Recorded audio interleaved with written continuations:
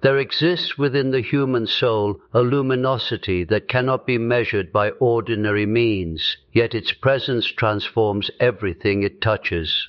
Throughout my many years of observing the depths of the human psyche, I have come to recognize certain individuals who carry within them a quality of being that sets them apart from the unconscious masses. These are not superior beings in any hierarchical sense, for nature does not arrange itself according to human vanities. Rather, they are individuals who have undertaken the great work of becoming whole, of integrating the scattered fragments of their being into something approaching unity. What the modern world might call highly vibrational people, I have understood as those who have progressed significantly along the path of individuation, that sacred journey toward the realization of the self.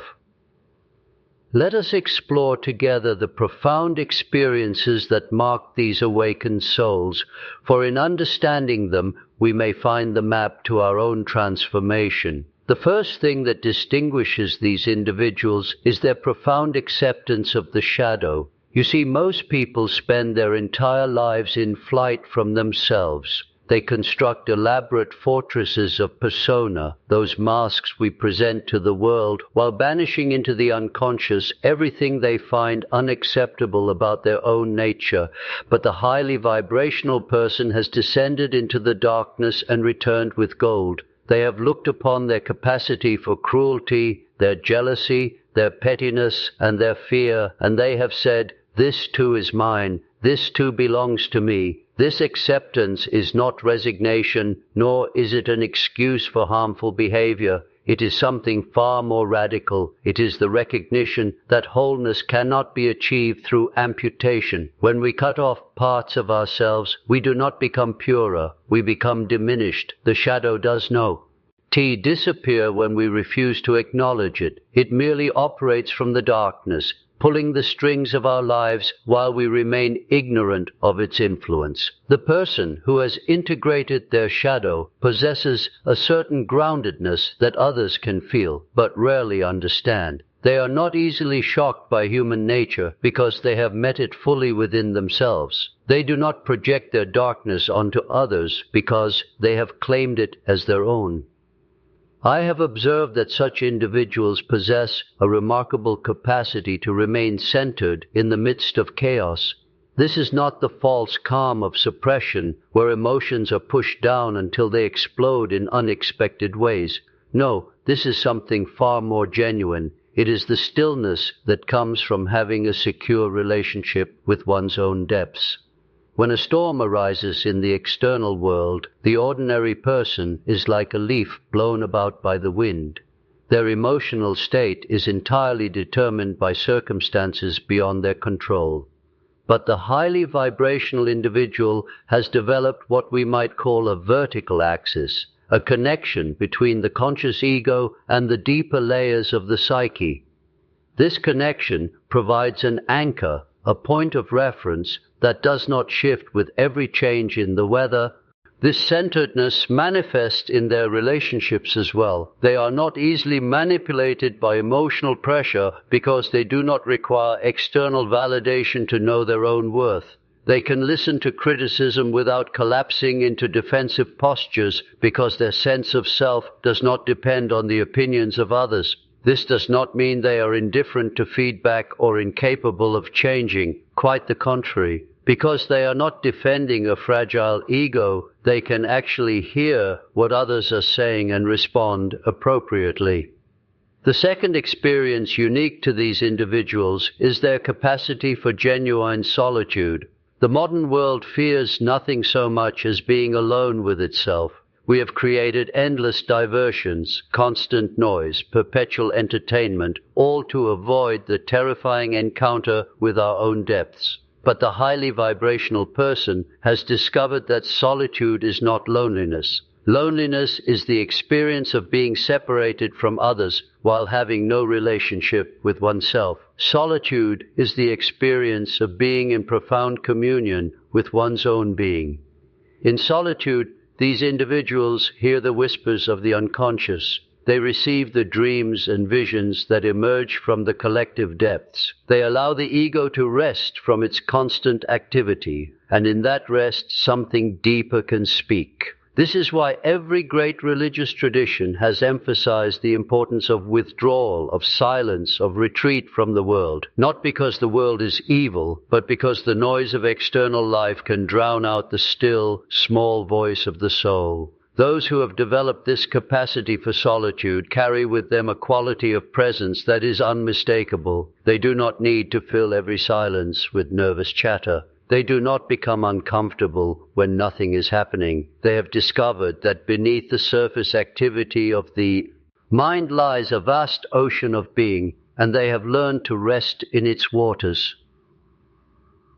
The third experience concerns the relationship with time. The ordinary person is always either dwelling in the past, which produces depression, or projecting into the future, which produces anxiety. They are perpetually absent from the only moment that actually exists. This one, right now. But the highly vibrational individual has developed a different relationship with temporality. They understand that the eternal does not mean endless duration. The eternal is that which exists outside of time altogether. And paradoxically, the eternal can only be accessed in the present moment. This is what the mystics meant when they spoke of the eternal now. It is not a philosophical abstraction, but a lived experience. When consciousness is fully present, fully attentive to what is, something opens. The boundaries between self and world become permeable. The rigid separations that the ego maintains begin to soften. This is not dissolution or madness. It is expansion. It is the discovery that consciousness is far larger than the small self we usually identify with. People who have this experience often report that time seems to slow down or become more spacious. They are not rushing toward the future or fleeing from the past. They are simply here, fully inhabiting their lives. This presence allows them to respond to situations with remarkable appropriateness because they are actually perceiving what is in front of them, rather than reacting to memories or anticipations. The fourth experience involves what I have called synchronicity. The rational mind dismisses coincidence as meaningless chance. But the highly vibrational person has noticed something curious. The more conscious they become, the more the external world seems to arrange itself in meaningful patterns. They think of someone they have not seen in years, and that person calls. They struggle with a problem, and a book falls open to exactly the passage they need. They make an inner commitment, and the outer world responds with support they could not have anticipated. This is not magical thinking. It is the recognition that the psyche and the world are not as separate as we have been taught to believe. The unconscious mind is not contained within the skull. It extends into the world, connecting us with others and with events in ways that defy ordinary causality. Jung called this the unus mundus, the one world that underlies the apparent division between mind and matter. Those who are highly vibrational have become sensitive to these connections. They have learned to read the signs, to follow the thread of meaning that weaves through their lives. This sensitivity is not developed through intellectual effort. It emerges naturally as consciousness expands. When we are trapped in the narrow concerns of the ego, we cannot perceive the larger patterns. We are like someone standing too close to a tapestry, seeing only threads. But as we step back, as consciousness enlarges, the design becomes visible. The fifth experience is a fundamental shift in the relationship with all. The fear. The ordinary person is governed by fear in ways they do not recognize. Fear of death, fear of meaninglessness, fear of abandonment, fear of failure.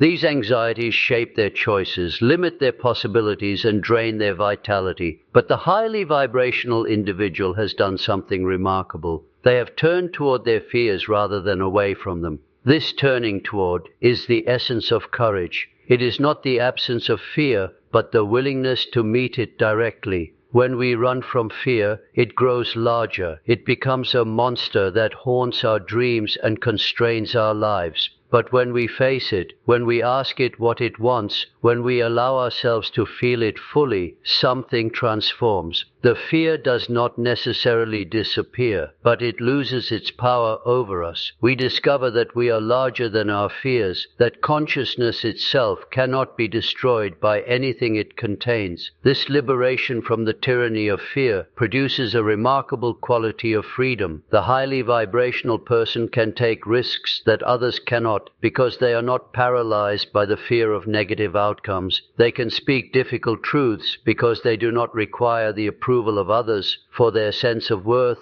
They can embrace uncertainty because they have discovered that the unknown is not enemy, but portal.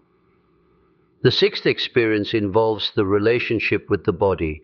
Modern civilization has inherited a profound split between mind and body, a dualism that fragments human experience.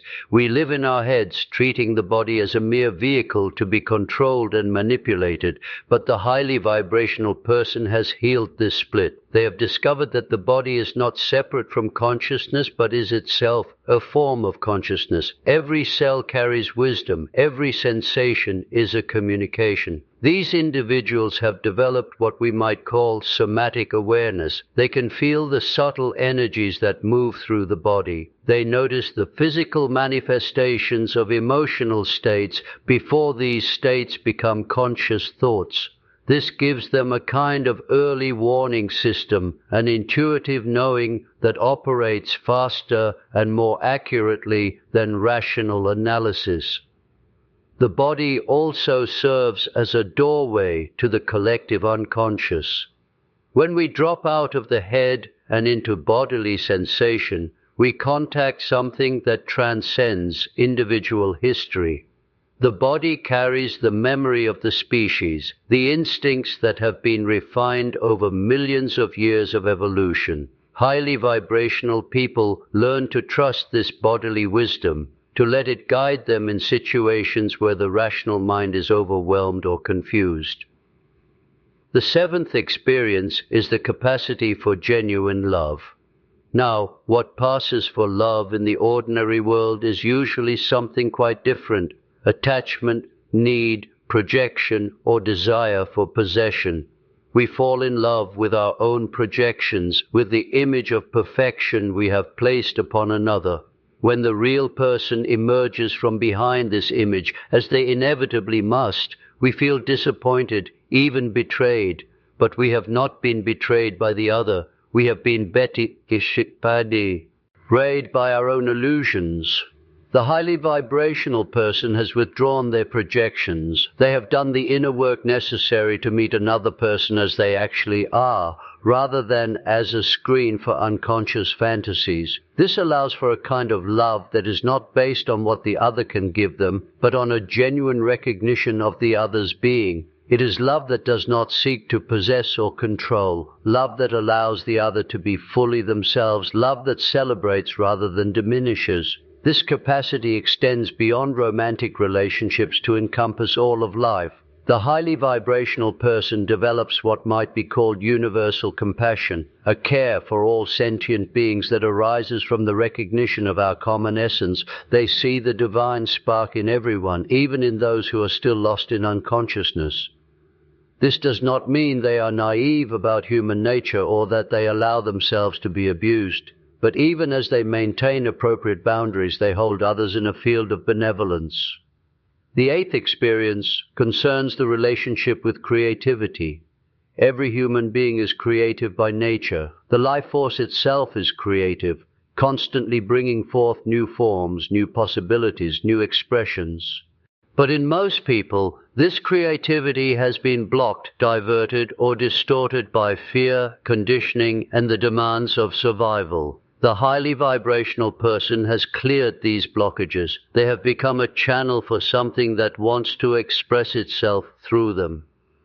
This creativity may take the form of art, but it need not. It might manifest as innovative problem solving or as the art of living itself. Whatever form it takes, there is a quality of spontaneity and surprise. The creative act does not come from the ego, from conscious planning and control. It arises from deeper sources, from the unconscious wellspring that connects us with the collective depths. The highly vibrational person has learned to get out of the way, to allow this deeper intelligence to flow through them. This is what the alchemists meant by the opus, the great work. It was not merely a physical transformation of lead into gold, but a psychological transformation in which the base matter of unconsciousness was refined into the gold of consciousness. The highly vibrational person is engaged in this opus, whether they use alchemical language or not. They are cooperating with the creative process of the universe, adding their unique contribution to the ongoing evolution of consciousness. The ninth experience is a transformed relationship with suffering. The ordinary person seeks to avoid suffering at all costs. They construct their entire lives around the minimization of pain, and in so doing, they also minimize their possibilities for growth. But the highly vibrational individual has discovered something paradoxical. Suffering, when met consciously, becomes a doorway. It breaks open the hardened shells of the ego, revealing depths that would otherwise remain hidden. This does not mean that the highly vibrational person seeks out suffering or romanticizes pain. That would be its own foe. Arm of neurosis. But when suffering comes, as it inevitably must, they do not turn away. They ask, what is this experience trying to teach me? What part of myself is being revealed? What is dying, and what is being born? In every tradition, the theme of death and rebirth appears. The caterpillar must dissolve in the cocoon before the butterfly can emerge. The seed must break open in the darkness of the soil before the plant can rise toward the light. The highly vibrational person has died many deaths. They have allowed old identities, old beliefs, old ways of being to fall away. And in that falling away, they have discovered that something remains, something that cannot be destroyed because it was never created. This is the self, the eternal center around which the personality constellates. The 10th experience is the recognition of meaning. The modern world has created unprecedented material comfort while simultaneously emptying life of significance. We have explained everything and understood nothing. The highly vibrational person has found their way back to meaning, not through intellectual belief but through direct experience. They have touched something that transcends the personal, something that gives their individual life a context and a purpose.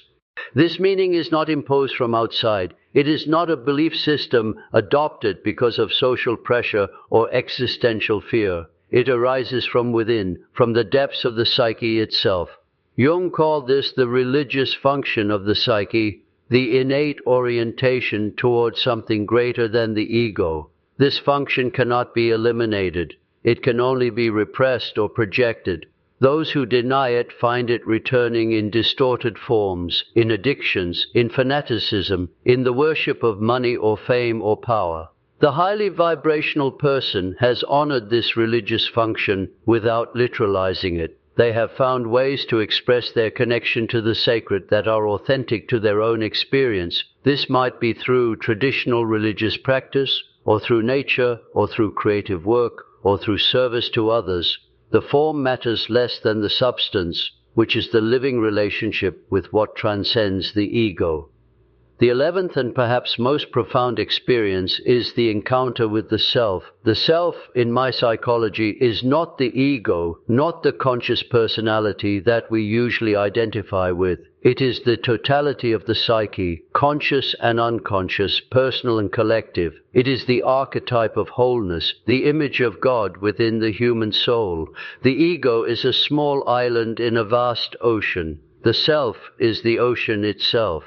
The highly vibrational person has had direct experience of this self. In dreams, in visions, in moments of transcendent awareness, they have touched something infinite. This experience cannot be adequately described in words because it transcends the categories of ordinary thought, but those who have had it are never the same. They know with a certainty that no argument can shake, that they are more than their biography, more than their problems, more than their fears and desires. They have contacted the eternal within themselves. This does not inflate the ego, quite the contrary. The encounter with the self produces genuine humility because one realizes how small the ego is in relation to the totality. The ego is necessary. It is the organ of consciousness, the center of our adaptation to external reality. But it is not the center of the psyche. The self is the center. And the task of individuation is to establish a proper relationship between ego and self, in which the ego becomes the servant of the larger wholeness rather than imagining itself to be the master. As we come to the close of our exploration, I want to emphasize that these experiences are not reserved for a spiritual elite. They are the birthright of every human being. The potential for this development lies within every psyche, waiting to be activated. The journey is difficult, certainly. It requires courage to face the shadow, patience to develop the capacity for solitude, persistence to continue when progress seems slow. But the path is open to all who sincerely seek it. The world desperately needs people who have undertaken this work. The collective unconscious is in upheaval. Old forms are dying, and new forms struggle to be born. In such a time, the highly vibrational individual serves as a kind of vessel, a point through which the new can enter the world.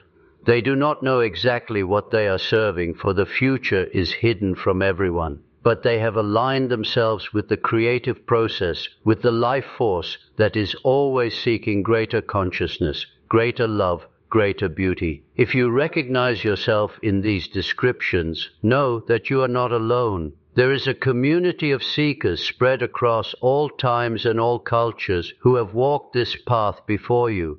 Their wisdom is available to you in the great books, in the myths and fairy tales, in the symbols that arise from the collective unconscious. Draw upon this wisdom, but do not merely imitate. Find your own way, your own unique expression of the universal truth.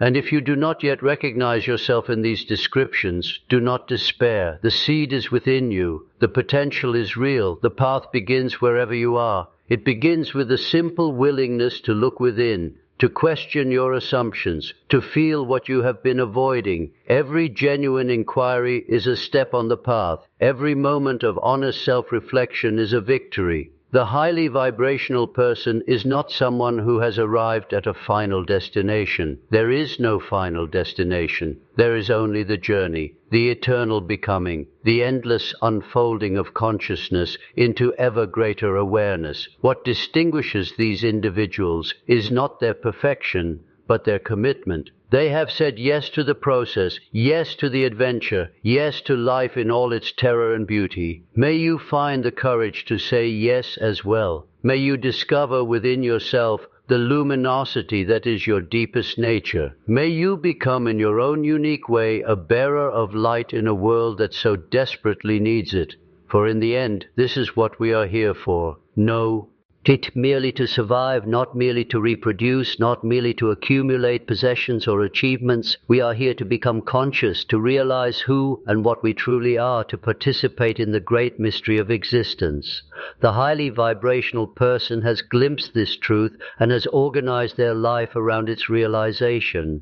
This is the greatest adventure available to a human being. This is the pearl of great price, for which it is worth selling everything else.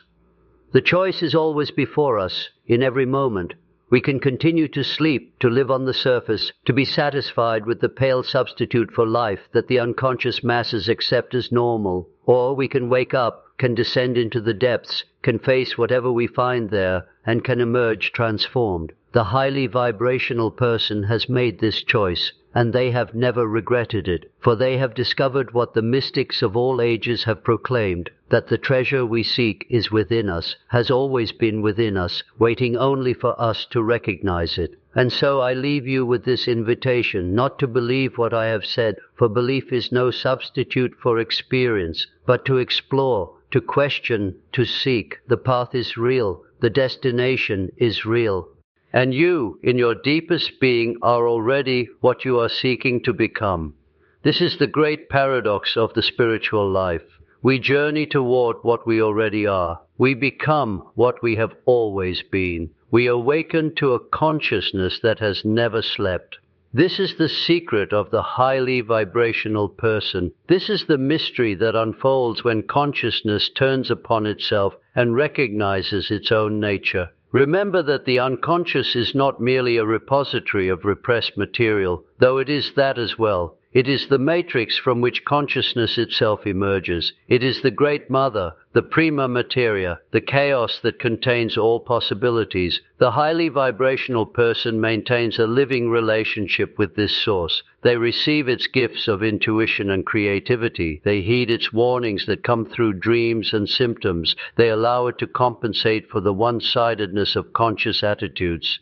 This relationship with the unconscious is not established once and for all. It must be renewed daily, tended like a garden, nurtured like a flame. The moment we believe we have mastered the unconscious, we have lost it. The moment we think we understand it completely, we have fallen back into the illusion of ego supremacy. The highly vibrational person holds this knowledge with humility. They know that consciousness is a small light in a vast darkness, precious precisely because it is fragile, meaningful precisely because it has been won through great effort. The world needs you to do this work. Not because you will become famous or successful in any worldly sense, though you might.